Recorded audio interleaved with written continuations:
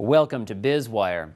We lead off today with women in China who continue to make strides in corporate settings, though they're still a rare sight at the top of Chinese companies, especially at state-owned enterprises. Women who do successfully enter the workplace continue to face inequality when it comes to promotion or even their wage, earning just 69% of what their male counterparts are paid.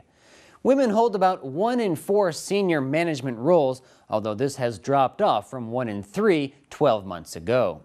Analysts at Grant Thornton say this might be a sign that as China becomes richer, families become less financially constrained, and mothers therefore choose to pursue a higher quality of life by opening their own micro-businesses or leaving the workforce altogether.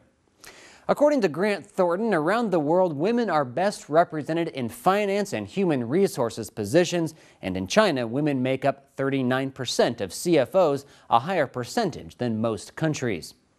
9% of CEOs in China are women, equaling the global average, while 45% of China's chief operating officers are women, much higher than the global average of 12%. With the majority of university graduates female, the future of the workforce could be seen as likely to change, though on what timetable is anybody's guess. Despite some of these numbers showing a positive direction, few women seem to have achieved success in the workplace of China, and sociologists agree that different cultural expectations for the two sexes are basically the root of the problem.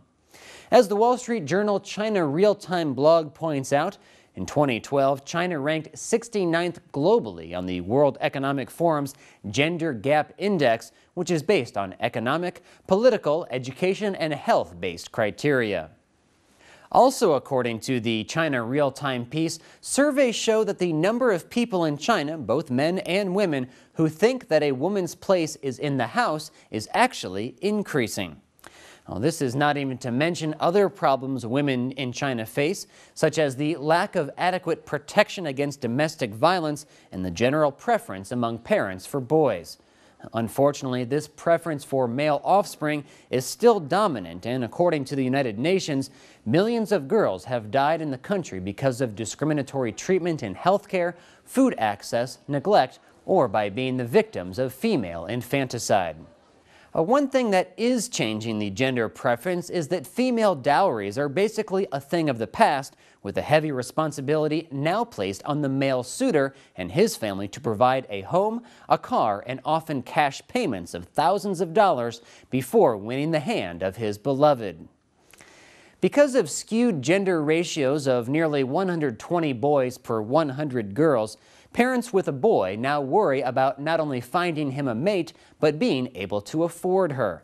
The price of marriage has led to Chinese jokes referring to boys as China Construction Bank, as they'll have to build a house, with girls being China Merchants Bank, as they're expected to be big spenders. In politics, women are doing not too well either. Last year, of the nearly 2,400 delegates to the National People's Congress, 23% were women.